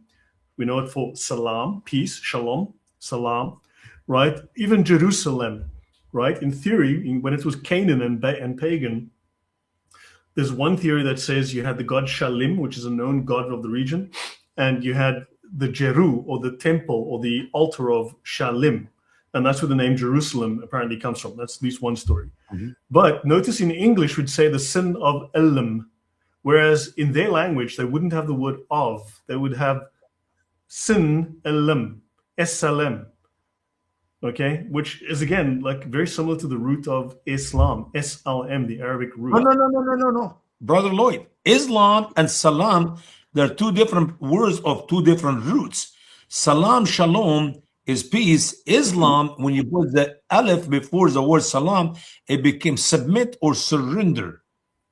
In the Arabic language, there are two completely different words of two different roots. Exactly. So, but the root, but also, I mean, just that the letters S, L, and M, that root, the root consonants are there. But also, prior to Islam creating the word Islam as a religion, right? Submission, which is an Arabic word which comes in the 5th, 6th century, right? Or 7th century. The root SLM meant peace. Graven idol, meant graven idol. In all of the religions, in all of that region, from Acadia, Ugarit, Canaanite religion, all of those, the whole region of Arabia, SLM was a reference to a graven idol. And we know from the 10 Commandments, thou shalt not make thee a graven idol and worship it. And so all of them was stone idols. So historically, SLM, in all of the languages, all of the religions of that region, pre-Islamic, it was graven idols, these statues they would put in temples. And Islam, weirdly enough, is exactly means also graven idol. So just really odd. So you have the Arabian languages, a number of foreign tongues were in use, okay, including Arabian languages. There was Akkadian documents of the 2nd millennium BC, 2,000 years BC, and they have Akkadian documents. There are Greek texts of the Hellenistic period from the islands of Failaka, and even texts from Bahrain, a few Greek and even Latin rock inscriptions. It is only the Aramaic that is attested with any frequency. Okay, then you have, as proven by a growing corpus of texts, there are also other materials like coins, bronze plaques, potsherds, and the surviving correspondence in Aramaic, known as Syriac, between church authorities in Babylonia and East Arabian clergy. This is what they find, but we don't find coins with Muhammad on them. We don't find letters that Muhammad wrote home or his soldiers were writing to their mommy. Isn't that weird? We have plenty of finds of other languages, but no Arabic, oddly enough. Because you see, Muhammad used Arabic money, and Arabic deteriorate quicker, so that's why we don't have any money for the Arabian Mohammedan Muslims way of life. You see, I give you the answer, man. Use Arabic paper, Arabic money, Muhammad. You see what I'm talking about?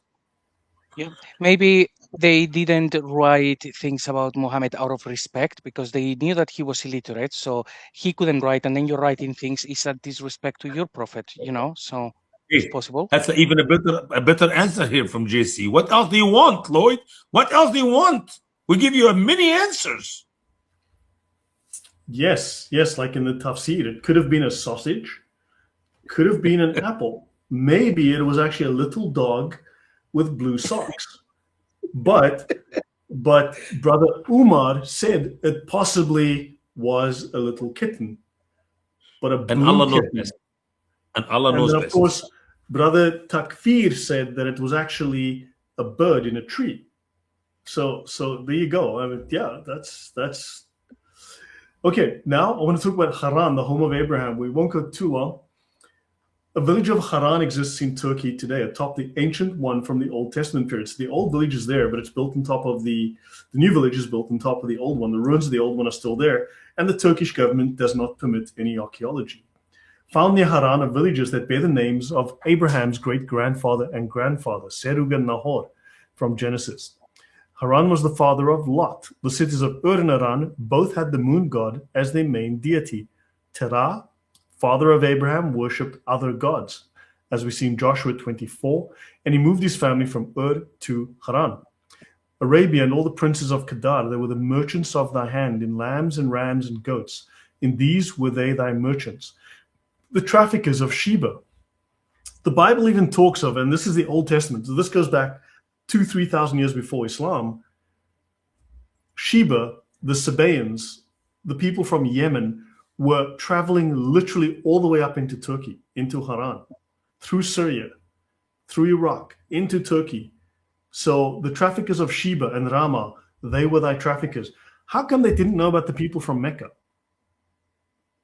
Because they were humble. They don't want to be shown as famous people, because this is a humility as Allah meant it to be. But they knew about Sheba. They knew about Yemen. How come they didn't know arrogant. about Arabia? Listen, brother. The Sheba and Yemen and that queen and all, these are arrogant people. Not like the Arab, the humble one, Prophet Muhammad. Very humble. Yeah, isn't that crazy? I think it's because the Meccans were very subtle. Yeah, well, I mean, come on. They knew about Sabah. You'll see it here. They knew about this region, Sana'a in Yemen. They knew about this region. They were trading with the people from this region. But they didn't know about the guys just across the border. Right? It seems to be, again, this is the Encyclopedia of Islam. It seems to be of great importance for the cultural and religious development of the quote-unquote Arabs that Nabonidus of Babylonia conquered Tamar in 550 BC. He even made expedition as far as Yathrib. He built a palace and temple in Tamar, and he made this place the center of his religion and cult around the Aramean moon god Shin, perhaps with the sun disk resting in the crescent as the main symbol of this religion. So a little moon with a little dot inside it. Fascinating. There should be investigations on the close resemblance between this cult and that of South Arabia and Ethiopia. Shin was the state god of Hadramaut, that's here, since the earliest inscriptions of this state. And that's hundreds of years before Christ. I mean, this is very serious dates, guys. This is unbelievable. Yeah, and these guys persisted with this religion until like the 3rd century. And somehow it didn't influence the Arabs at all. And it says here in this, no, that it did. This was the dominant religion until like the 3rd century.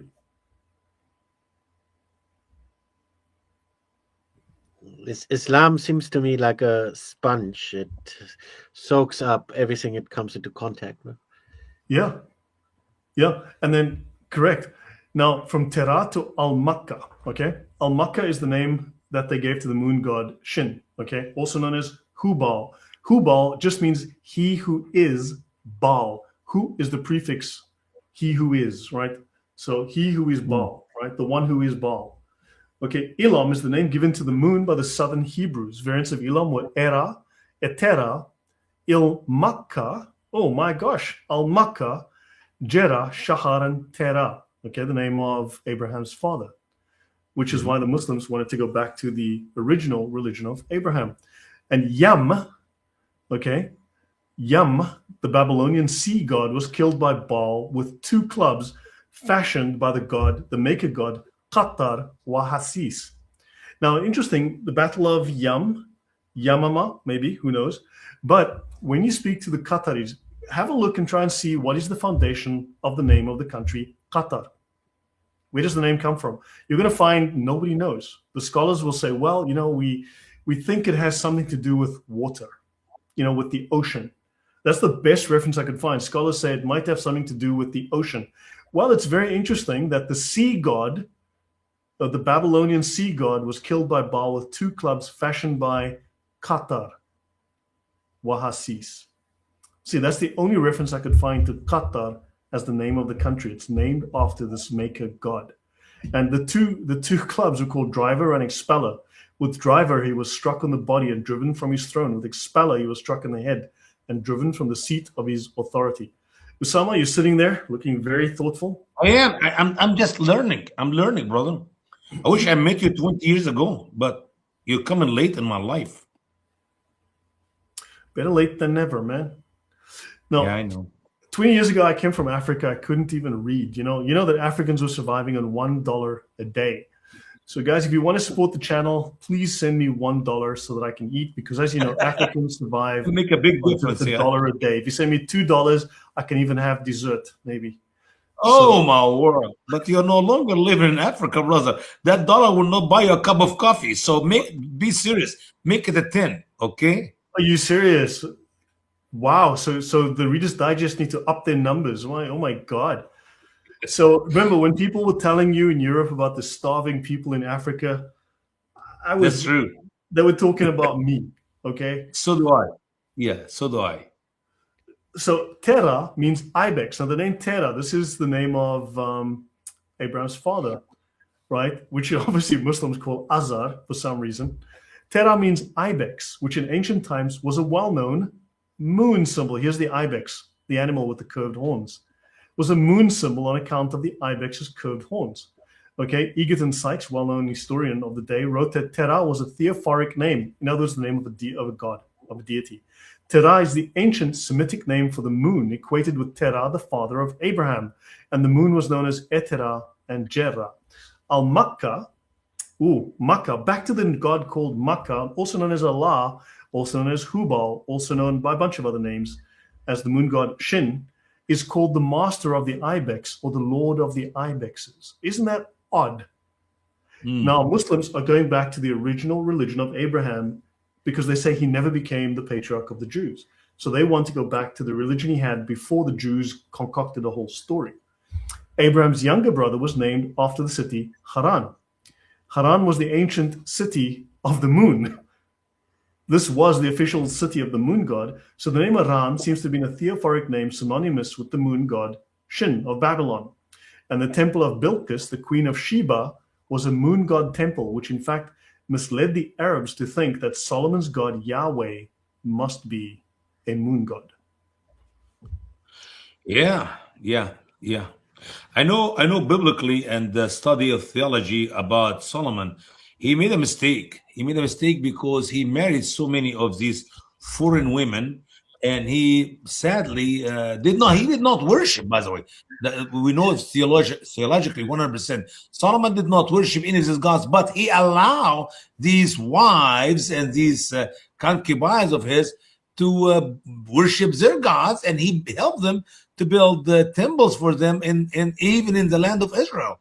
And that's what the fall of Solomon is. So yes, we know for sure Solomon met with the Queen of Sheba, and I guarantee you there is some influence between the Queen of Sheba and Solomon. We do not know if she was married to him or whatever in a relationship, because you talk about hundreds,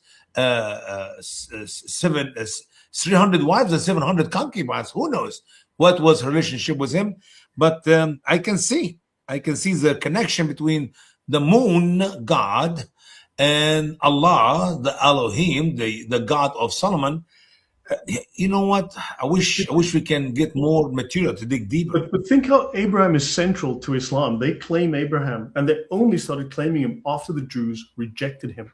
Then he said, no, Abraham is one of us. We're following his original religion.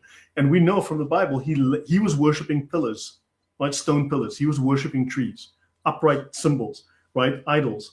And he left that, and he becomes the patriarch of the Jews. He follows Yahweh. So are you trying to tell me, Brother Lloyd, are you trying to tell me that the Muslims go back to the ancestry of Abraham and the worship of the gods where Abraham left in Babel? It's what they tell us, right? And now we're seeing that, hold on, all of this moon god stuff, all of this pagan stuff is literally where Abraham's family came from. And Islam said, we're going back to that. So, sorry? Go ahead, brother. Okay, Usama, finish your thought, and then I'll go to Emmanuel, and we go to Jason. When Abraham left Haran, left first Ur al-Khaldain and went to Haran, and from Haran, after his father died at the age of 205, he continued on his trip with Lot and his wife and Lot's wife to the promised land. There is no, after that, Abraham had anything to do with the worship of these false gods, because now God chose Abraham, and Abraham knew the true Yahweh, the true God whom he served for the rest of his life. Yeah. I mean, but we've covered already. They said we follow the religion of Abraham. We went to look for the religion of Abraham. We found it. And you guys corrupted it, but we went back to the original. And wow, this Babylonian religion is exactly what the record shows us. Yeah. Emmanuel. Yeah, it's the other way around. They co-opted it. Because in any case, we're talking about pagans worshipping celestial formations, right? And if you look at the crescent, you can say, oh, it's a crescent or it's the moon, but you can also say, well, what does a crescent look like? It looks like horns, right? That's where you got the divine bull from, that also was worshipped in Egypt. And also, you see that in the Old Testament, with Moses, Moses goes back to the mountain. He comes back, and boom, they're back, worshiping the divine bull. That's what they're worshiping, right? So that's the same formation as the crescent. They look at the sky, they see the crescent, and they think, oh, it's the divine bull, and then they build a golden calf and sacrifice their firstborn or whatever, right? But that's where all that comes from.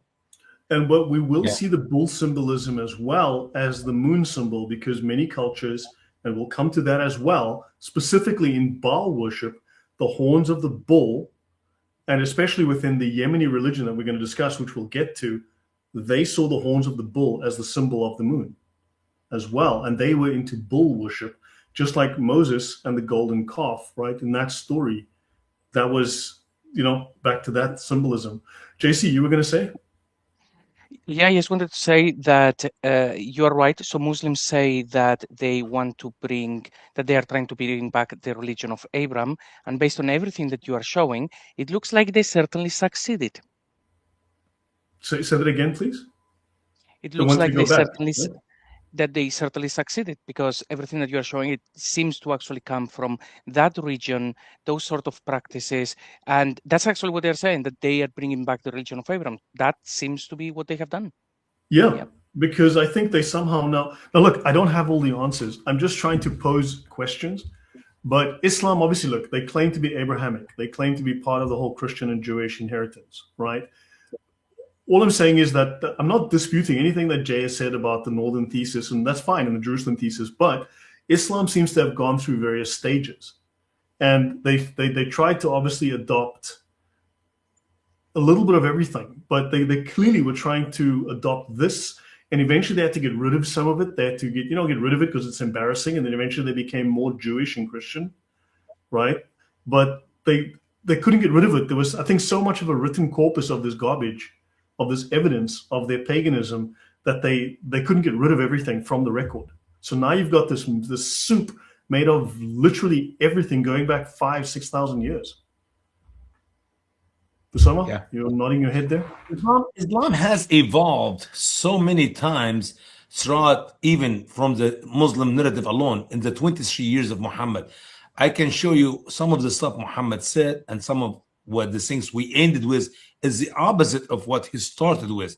So the evolution in Islam in the 23 years history we know of, according to the writing of the scholars of Islam, it's amazing how things can change. Now, if you want to talk about that cult move for hundreds of years, sure, you can have anything and everything you can imagine in it. Yes, indeed. Yeah. Now, I'm not saying Islam is exclusively this, but for instance, if you go to the 3rd, 4th century, right, with the rise of Hermetic/Gnostic Jewish apocalyptic beliefs, you'll find that those ideas also make their way into Islam, because all of these different periods, they try to capture something from all of these major ideas. They're just stealing from all of these major movements, all of these major gods, major systems, whatever it was influential. They were just grabbing something from every period, and you'll find it makes its way somehow into the Islamic record. Sure. Yeah. Yeah. So here's the book called by Tamara M. Green from Brill. Okay, Brill Publishers. They go back to the 1700s. Religions in the Greco-Roman World and the City of the Moon God: The Religious Traditions of Haran. Also very interesting. I'll quote that later, and I have, I think, quoted little bits and pieces from it. But this was the city of the moon god, and this was where Abraham came from. And then they speak here of, the Sabians of Haran. I'll finish with this. The Sabians of Haran in the Classical Tradition by David Pingree. This article addresses questions concerning the characteristics of the paganism of Haran and its eclectic sources. In other words, they were just grabbing stuff from everywhere. Okay? And its development by examining the relationships, real, possible, and fictitious, of various personalities within the city of Haran from Assyrian times till the Mongol attack in 1271. And the Sabians even used Neoplatonism. And yes, you'll find that in Islam for sure, guaranteed. So they came from blah, blah, blah. So they came from Simplicus to develop, explain, and justify their practice of astral magic and the interesting Greek astronomy and astrology and astral magic. Okay, the Greek philosophical and scientific material available to them was mingled with elements from ancient Mesopotamia, India, Iran, Judaism, and Egypt to form a mixed or syncretic system of belief that they could claim to be mankind's original and authentic religion. Has anyone heard that crap from Muslims before? No way. You invented up right now. This is what the Sabians of Haran used to claim. Remember, Muhammad was the Sabian, with the one with the new religion, and some of the very first Muslims, according to authentic narrations, when they converted to Islam, these people said, "We are now Sabians," and the Sabians were established in their main headquarters of Haran, and they said they were mankind's original and authentic religion, which is exactly a claim that Muslims make. Just so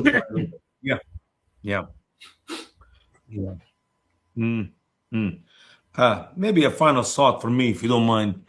If we examine the Genesis account, we'll find that Jacob was asked by his mother to go back to his uncle Laban.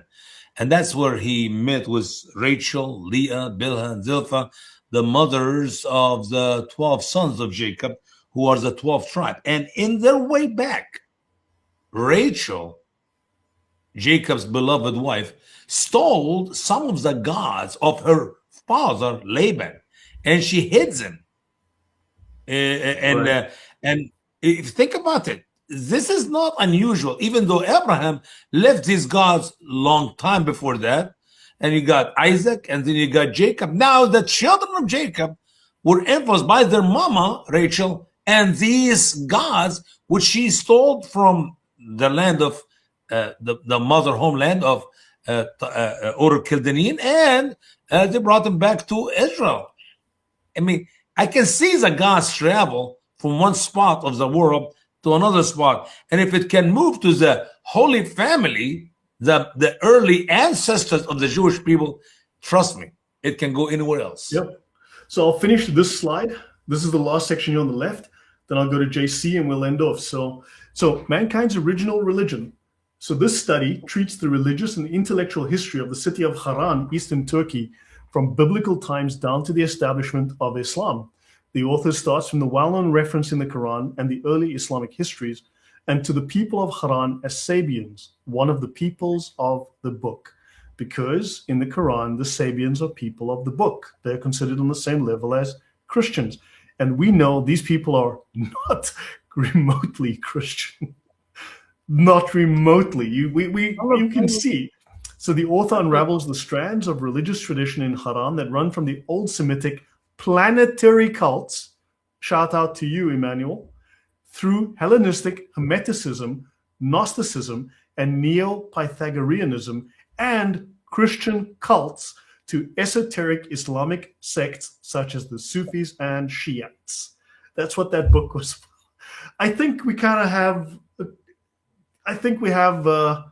we might have stumbled onto something here. That's what I think. Yeah. But I think that ties it all together. Yes? Yes, please, Emmanuel. I just want to say, from their perspective, it makes sense to consider them to be on the same level as Christians, because to them, they are Christians. They're not, but we just saw that the Christianity of Islam is not actual Christianity. The Christian parts, the parts from the quote unquote Bible in the Quran are not from the mainstream Bible, but are from the infant, for example, the infancy gospel of John, right?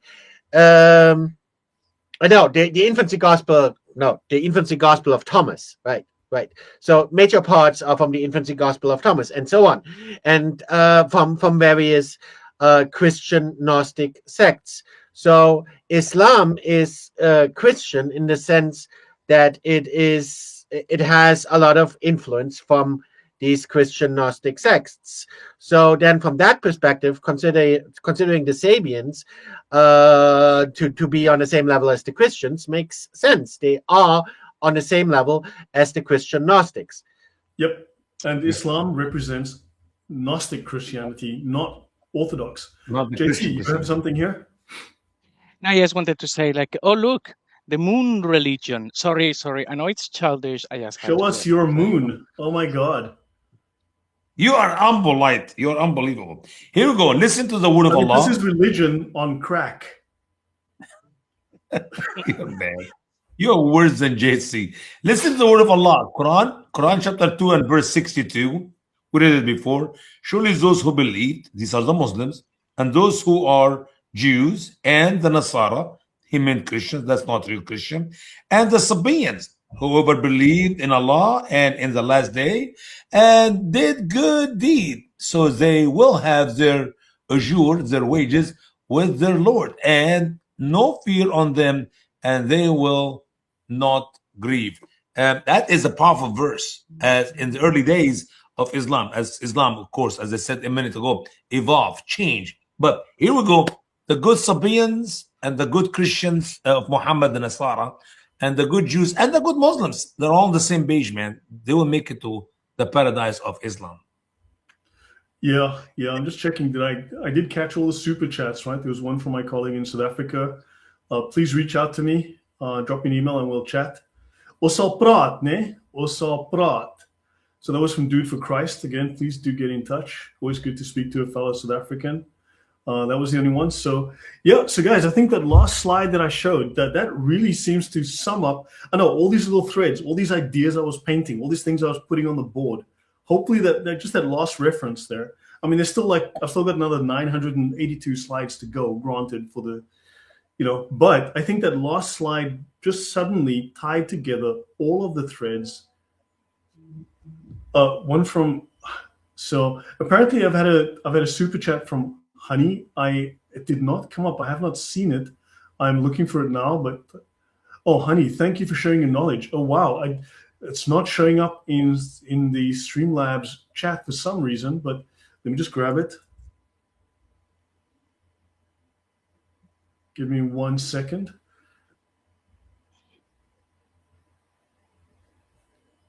Usama, you were saying, sorry, please go on. What I'm saying is, you're my special friend, and I like you a lot. If you just keep to be humble like me, everything will be just great. Yeah, that's good to know. So, guys, I want to say to Honey T222, thank you for sharing your knowledge. Wow, no, thank you. I'm really grateful. It makes a difference. I really do appreciate it, and thank you very much. That's really kind and really generous, and I'm very grateful. JC, thank you for pointing it out. It somehow didn't pop up in the feed, so sometimes the interface does that. It makes little errors. But thank you very much. I do try and read all of the chats as we go through, but I obviously can't catch every single one. But thank you again, Honey T. You're very welcome. But hopefully for all of you, this made sense, especially that last bit on the book about Haran. It suddenly ties together all of these threads that I've been showing you throughout this series, at least throughout today's episode and all the prior ones. It ties it in and makes logical sense. The Muslims were trying to go back to that religion where Abraham came from, to his father's religion. And he rejected that and followed Yahweh. So, yeah, hopefully it makes sense to you guys in the panel as well. Hopefully it makes good sense to all of you. Absolutely. I enjoyed it today. I learned a few things, and we'll continue. Yeah, it's been a lot of fun, so. and it certainly it makes more, every day makes more sense, because there are lots of things that most of us, we didn't question, like we didn't think, oh, why do they use this thing, or why did they do that thing? But it's after you actually show, hey, they are doing this voodoo in this manner, or they're taking this in Sharia, because it's when we start to think, okay, yeah, they copied that. So it's a very good exercise to bring attention to things that they've taken from other places, instead of taking for granted that Muhammad just appeared and it came from his imagination. So well done. This has been a very enjoyable show. Yeah, I mean, they try to paint him as he just popped out of nowhere, but he didn't. He's standing on, I don't know, he grabbed stuff from everywhere. And Islamic religion changes its clothes. If we trace, guys, if we trace Islam to the true God, Allah, Satan, it is the deception start all the way in the beginning with Adam and Eve. And he is successful to lead millions, but we can say billions of human to eternity in hell in many ways and many different roads. But thank God for the truth which we have in Christ, the way, the truth, the life. No one can come to the Father except him. And there's always different numbers. You can come up with any mathematic problem, but there's always one correct answer for that numbers. So 1 + 1 = 2, and I can give you another 2 billion other numbers or more. So that is the difference. There's a lot of ways to be wrong. So yeah, guys, I think we can end it here. I've got a cold, so I need to go and find a camel so I can fix it. Fix it, please. Fix it. I don't know how many Polish camels there are, but I hear it's good. So guys, it must be fresh, by the way. Lloyd, it has to be fresh. You cannot use old camel urine. It will not work. I know. Yeah, I didn't see any bottles in the stores. I'm gonna have to go find a farm. So I'll see if I can, hopefully there'll be So guys, thank you very much. Hopefully this has been educational. Hopefully we've learned something and it's all made sense.